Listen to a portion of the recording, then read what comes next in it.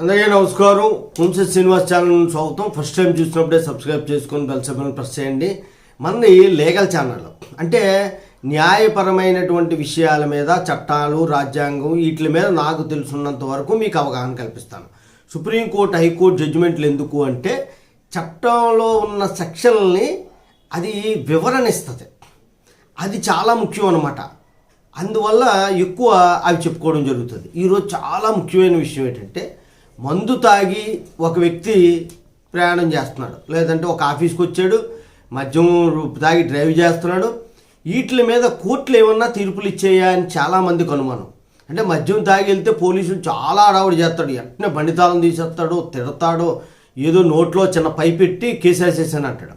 అది సరిపోద్దా? అసలు యాక్చువల్గా వాడి కంటెస్ట్ పెట్టకుండా 500 లంచం ఇవ్వడమో, కోర్టుకు వచ్చి ఫైన్ కట్టుకోవడమో కాదు.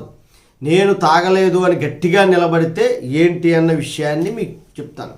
Prohibition and excise act section 37 కింద అపీల్ దాన్ని దోషిగా నిర్ధారించడాన్ని పక్కన పెట్టింది హైకోర్టు.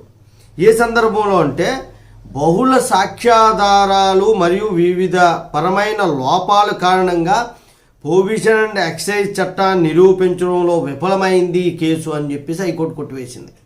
ఏ సందర్భం, ఎందుకు కొట్టేసింది? అది తాగి డ్రైవ్ చేశాడు, లేకపోతే తాగి ఆఫీస్కి వచ్చాడు కదా. సుప్రీంకోర్టు గతంలో కొన్ని గైడ్ లైన్స్ని ఏర్పాటు చేసింది. ఎప్పుడు ఈ తాగిన దీన్ని ఎలా టెస్ట్ చేయాలని.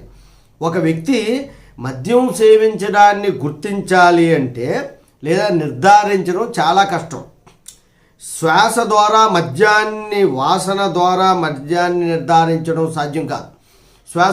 ముక్కులోంచి శ్వాస వస్తుంది, లేదా నోట్లోంచి వాసన వస్తుంది, నడక అటు ఇటు నడుస్తాడు, లేదా అసందర్భ ప్రేలాపన అంటే మాట తీరు మారుతుంది.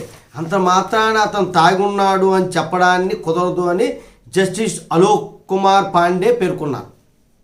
మరి ఎలా నిర్ధారించుతారు? మద్యం సేవించడం అనేది రక్తము లేదా మూత్ర పరిశీలన ద్వారా మాత్రమే నిర్ధారణ జరుగుతుంది అని చెప్పింది. అంటే నోట్లో పైపెట్టు ఊదు, నువ్వు వాసన వచ్చింది కాబట్టి ఫైన్ కట్టు, కేసు కడేస్తాం, బండి లాగేసుకోవడం, అని కొట్టియడం, ఇంక లేడీస్ ఉంటే అవమానించి మాట్లాడడం అనేటువంటిది పరిపాటిగా జరుగుతుంది. అలా జరిగితే ఒకవేళ మీరు వాళ్ళకి బుద్ధి చెప్పాలి అంటే ఈ జడ్జిమెంట్ని మీరు దాచుకొని వాళ్ళ మీద కేసు ఫైల్ చేయొచ్చు. తాగి ఉన్నాడని కేసు కోర్టులో 1 సంవత్సరం జైలు శిక్ష కూడా పడిపోయిన వ్యక్తికి హైకోర్టుకి వెళ్తే హైకోర్టు కొట్టివేసింది. మీకేం చేయాలి? రక్త నమూనాలు పట్టుకెళ్ళి హాస్పిటల్లో పరిశీలించాలి, యూరిన్ని పట్టుకెళ్ళి హాస్పిటల్లో పరిశీలించి రిపోర్టు తీసుకుని అప్పుడు కేసు పెట్టాలి.